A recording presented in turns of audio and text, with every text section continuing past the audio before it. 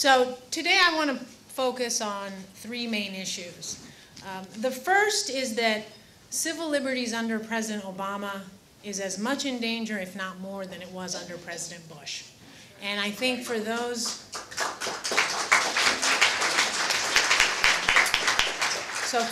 who are becoming more complacent or who think, well, it's better than the other party, I'm afraid if you look at the record, at least with regard to civil liberties, that is unfortunately not the case. The second point is that one of the reasons that continues is because that the American public has been hoodwinked into forfeiting its civil liberties through fear-mongering, that the Muslims are coming for you. And so many Americans unwittingly forfeit their civil liberties, thinking that it won't be applied towards them, thinking that it's a necessary evil in order to protect them from those evil terrorist Muslims, who are then subjected to agent provocateurs, entrapment in sting operations, informant infiltration of mosques, and prosecution for material support to terrorism without having to prove against them that they actually had an intent to support terrorism. And so once the legal framework is created to infringe on Muslim communities' rights in the name of keeping all of you safe, because of course you are different from them, right? It's us versus them. Then they come after you, literally you. This is literally probably the group. Hello to all the JTTF members. Hello to the FBI. Hello to the informants. We are here to convert you to be one of us. And ultimately, this culminates into a set of policies and practices that are commonly found in police states, where you have mass surveillance of emails and telephone conversations, where you have criminal investigations without any predicate act of wrongdoing, and all of that becomes the norm instead of the exception. And it's effectuated by the thousands of informants that are now on the FBI's roster that spy on political dissenters and through the proliferation of spy centers, which are known as fusion centers. And they're all across the country, including in the state. So for these reasons, along with many more, we have to be vigilant. We have to hold our local, state, and federal government accountable. Because we've learned over the past 10 years in the United States, and I think most stingingly and most glaringly in the Middle East over the past 2 years and until today, is that freedom is not free. That your rights aren't worth any more than the paper they're written on if you're not willing to fight to defend them.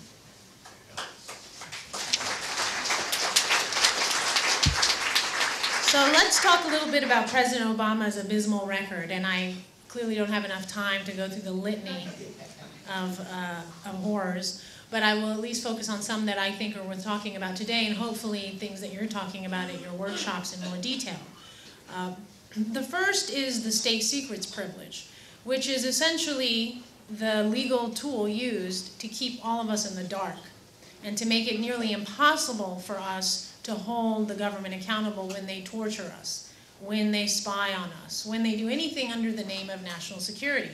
And if the government can define national security broadly and define terrorism broadly, then it can invoke the State Secrets Privilege Act, which essentially is a doctrine that was rarely used until after 9/11. It became used at an unprecedented rate, both under Bush and even more so under Obama, where they walk into court and say, "Judge, please dismiss this case. We can't even talk about it. We can't even say, torture? What are you talking about, torture? We can't say anything. State secret. If we have to even comment on it in any way, we would be jeopardizing national security." So when you had a case of Muhammad v. Jeppesen Data Plan, Inc., which I don't know if some of you have heard of this case, which is where 5 survivors of the CIA's rendition program, where they were brutally tortured by foreign countries, because we sent them to those countries knowing full well that they were going to be tortured, and possibly we even participated in the torture, our CIA agents and FBI agents. So when they went to go sue the company that contracted with the government to provide the airplanes and other services, the government walked in and said, state secrets privilege, judge, please, you have to dismiss this right away. It can't even get past the very first procedural posture of the case. And when this started in Bush's administration, and when Obama came in, everybody thought, okay, that's it. Now we're going to finally be able to hold the torturers accountable. Or finally, Obama's going to do what he promised in his campaign, and he's going to increase transparency, and he's going to go forward with this case and allow these survivors of torture, thanks to our wrongdoing by our government agents, to have their day in court at the very least. But to the contrary, Obama's administration more aggressively, defended the state secrets privilege, took the same position, and in fact, fought to the end, and ultimately they did not get their day in court. And the same happened with Maher Arar, and I don't know if any of you have heard of him, but he was a Canadian citizen of Syrian descent who was traveling home to Canada from, or I don't know if he's Tunisian or Syrian, but he went to Tunisia to visit family in 2002, and while changing planes in New York City on our soil, our authorities handed him over to the Syrians, knowing very full well that he was going to get tortured, if not killed. And indeed, he was tortured. He was repeatedly beaten with electric cables. He was confined in a cell with the size of a grave for 10 months. When he was asked about the torture he persevered as a result of our government's illegal and immoral handover to the Syrian intelligence forces, he stated, "It was so painful that I forgot every enjoyable moment in my life." And what did our government have to say about that? State secrets privilege, sorry. Courts cannot even examine the conduct. They can't even ask what our role was. In other words, you have absolutely no right to even walk into a courtroom. This is all a state secret. This is all national security. And of course, forget about an apology, much less a day in court. And so until now, Maher Arar has gotten absolutely nothing from the United States, notwithstanding that we were proactively part of his torture. And President Obama's administration is to blame for that as much as President Bush's administration. But as we advocate and we dissent, we'll inevitably be subjected to the state's surveillance and investigative authorities, which have exponentially grown since 9/11. So, in other words, here are these cases that are very offensive and something that we should be doing something about, and we're here to do something about those cases and many other cases. But we then become the target. So as you go to defend those who have been oppressed, you find yourself a part of the oppressed. And so if you're traveling abroad for any reason, if you're going to the Middle East, if you're going to South Asia, if you're going to Afghanistan to fight for democracy, not to be too facetious, you will find yourself coming home and having your laptop searched, and your books searched, and your iPhone, and your electronic devices without a warrant, without any suspicion that you've done any wrongdoing.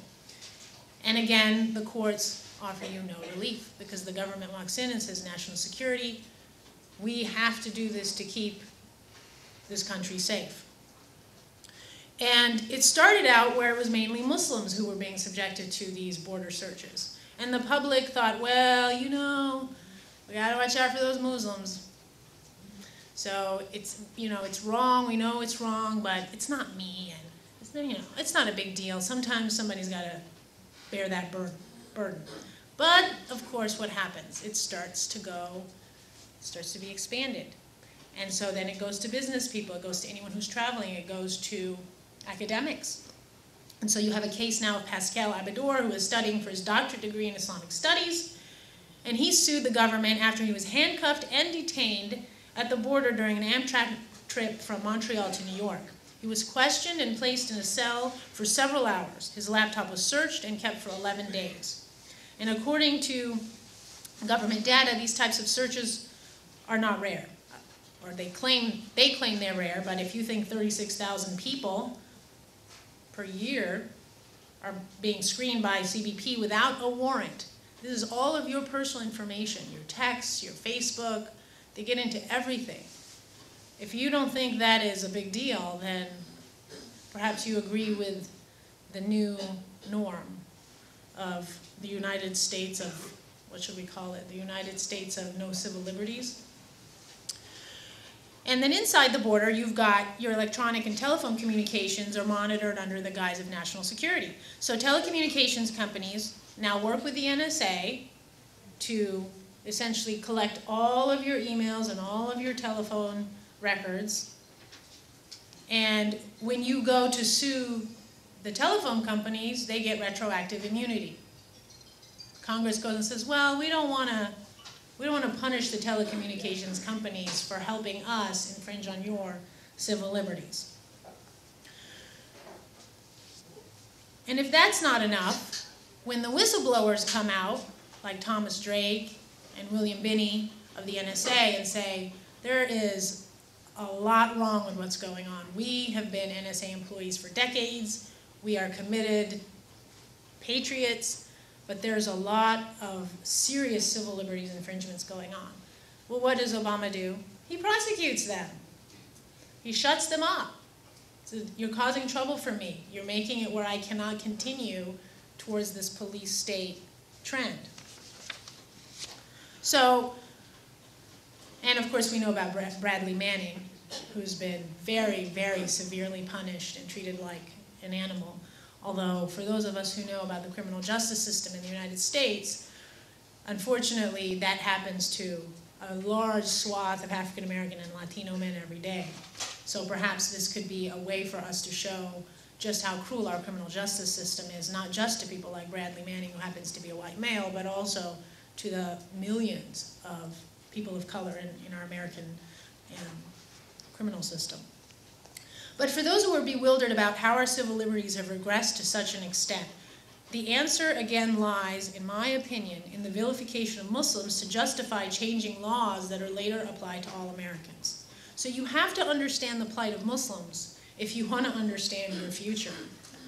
Because for the last 10 years, these communities have essentially been the bellwether, unfortunately, the harbinger of what's to come. And I think the Occupy movement already has been experiencing that. And I've been doing some studies about, or I've been researching this issue, and it's actually quite frightening about how so many of the tactics that have been used against Muslim communities in the infiltration, the agent provocateurs, the voluntary interviews where they're trying to get as much information on you as possible to prosecute you, maybe for a false statement, maybe for some other non-terrorism related crime, just so that they can take you out of your advocacy as part of their preventative paradigm.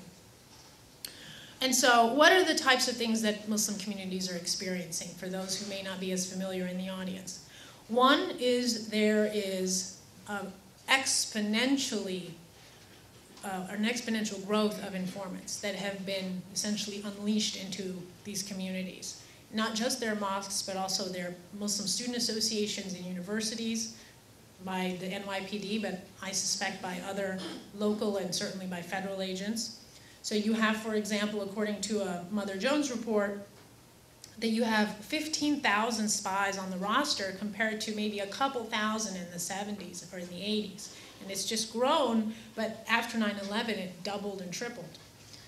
You have $3.3 billion going to counterterrorism compared to $2.6 billion for organized crime. And counterterrorism, at least until maybe a couple of years ago, has been code for Muslim terrorism. But now it's becoming code for political dissenters, troublemakers like everyone in this room. And so the informants are sent into mosques to spy and infiltrate. They entrap vulnerable young men into terrorism plots that are concocted by the informants, but they can't win an entrapment defense because the law is bad. The law is very weak and very pro-prosecution. And they make sure that they record these young men saying something incriminating, and that's all it takes to show, hey, that he wanted to commit the act. But if you look at the entire picture, you realize that they're usually broke, they usually have serious mental health problems, and they're usually losers, for lack of a better term. These are not people that you think, wow, they're really capable. Whereas the informant has everything, all the resources at his disposal. And then you have, and so you've got these informants that's infiltrating the communities and creating plots that can then be used to scare you, that can then be used to convince you that you need to forfeit your civil liberties, so that then we can use it against them, but eventually it'll come to you. And then we have to have public hearings, because we need to show everybody that these Muslims are a problem. So we have Peter King, who has these homegrown terrorism hearings in Congress. And when Americans were asked, well, what do you think about having a hearing focused specifically on, or exclusively on Muslim extremists, notwithstanding that you have a significant rise in white militia groups, white patriot groups with a quote, white supremacist groups, and what we all would call hate groups, who do commit violent acts, or at least plan on it. 56% of Americans thought that a hearing only on Muslim extremism is a good idea. 49% of Americans do not believe that Muslims in the US have been unfairly targeted by law enforcement. 22% of Americans believe American Muslims want to impose Sharia law in the United States. Most of them probably don't even know what Sharia law is. But that doesn't matter, because we've made it this evil thing. And so then that legitimizes and increases private acts of bias. So then you end up having Muslims who are physically attacked across the country. And I wrote a piece called From the Oppressed to the Terrorists, where it shows how women, particularly women who wear the headscarf, have now become subject to racial violence in public. And so in December 2010 in Ohio, you had a 20-year-old Somali woman. She was followed first to the bank, then to her mosque. The perpetrator parked behind her, then got out, pepper sprayed her through her car window, yelled racial slurs and profanities, and drove off. In Idaho, a man threatened a Muslim woman and her 2 children by saying he had a concealed weapon and telling them that his friends were killed by you, apparently in reference to his time in Iraq, shouted that she didn't belong here, and claimed that he had killed Muslims and planned to kill more. Imagine going through that with your 2 children, young children in the car. In October 2010 in Staten Island, a mother and her 4-year-old son were physically attacked. The male attacker punched her in the face, pulled on her scarf, asked why she was in the US, and called Muslims and Arabs terrorists. In Seattle, around the same time, 2 American citizens of Somali descent were physically attacked at a gas station.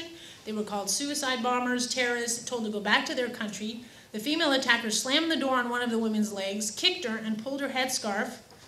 And all the while, the bystanders just sat there and watched. And nobody even called 911.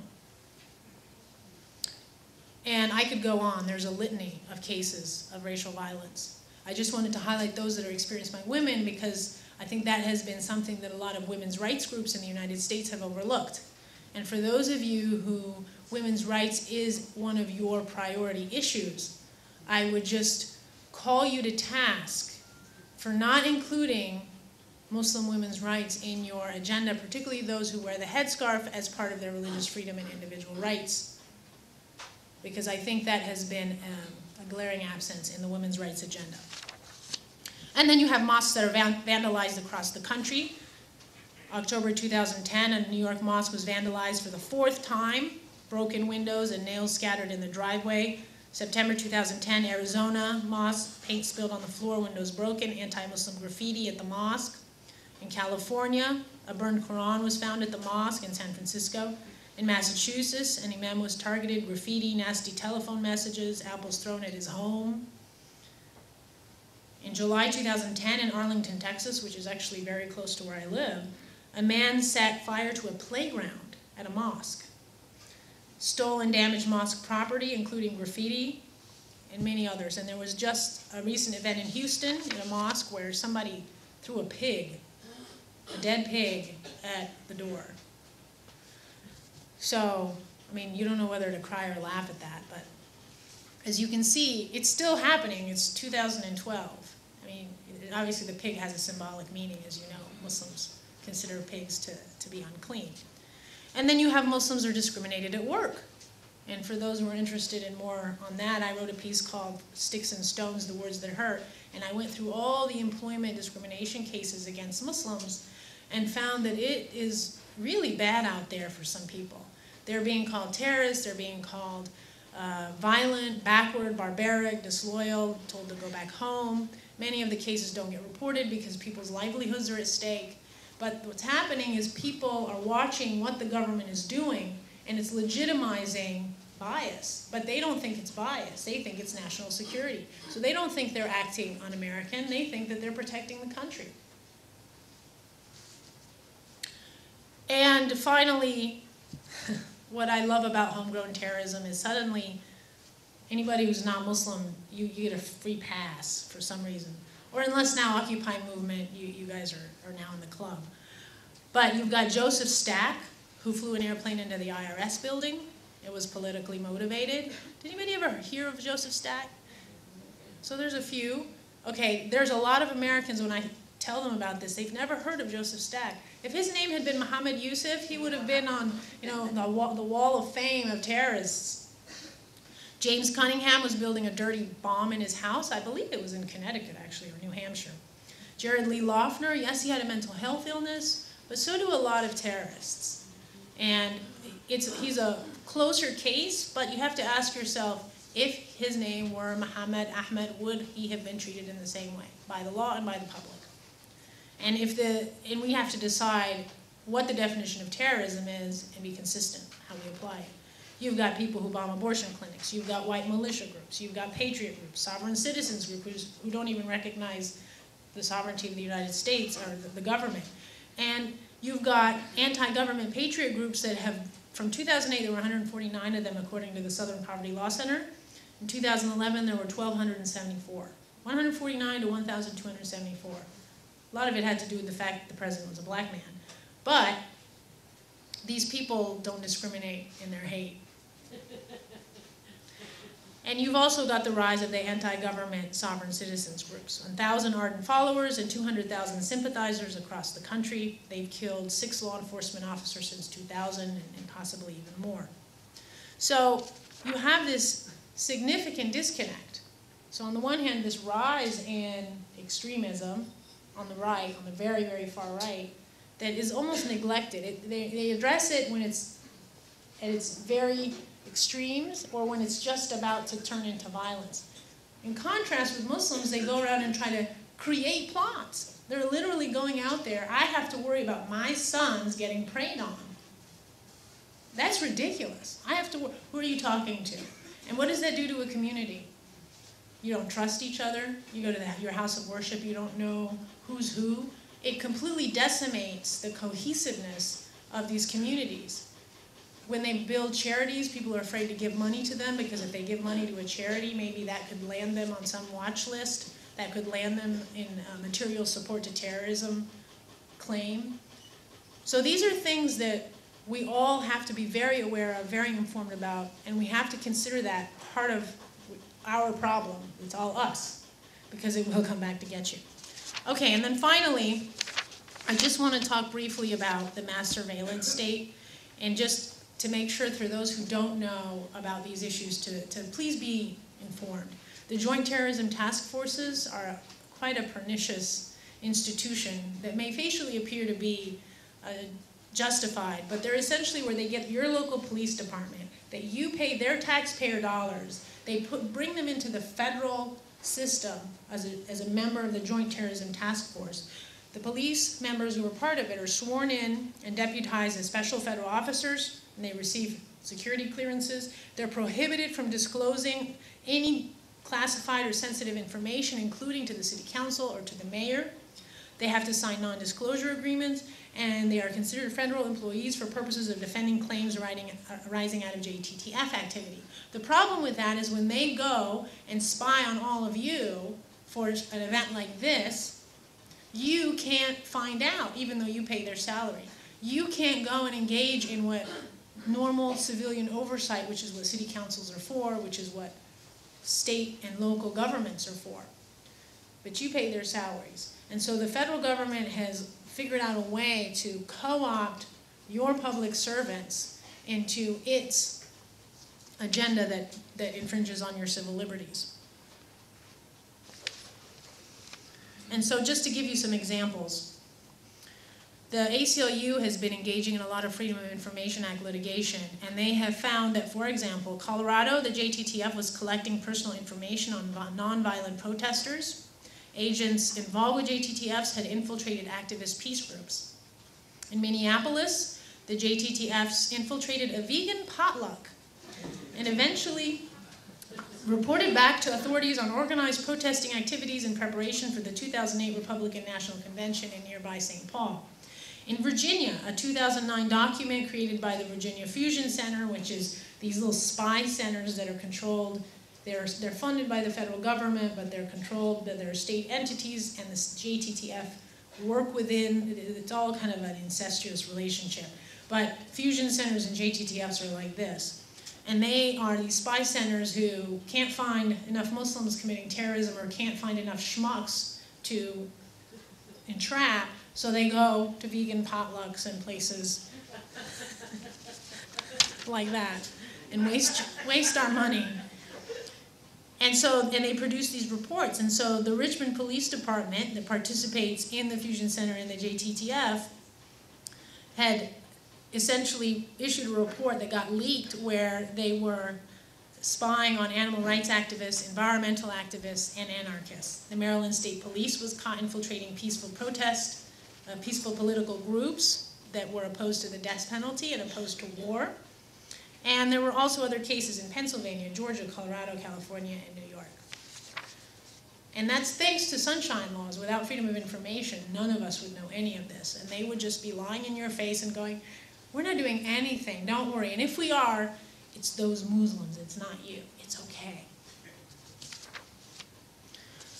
So I've run out of time, and I'm very eager to hear Glenn speak. So I just want to close to say that what I discussed today was just the tip of the iceberg. And the biggest threat that we face today is not from Al-Qaeda, it's from our government that's attacking our civil liberties.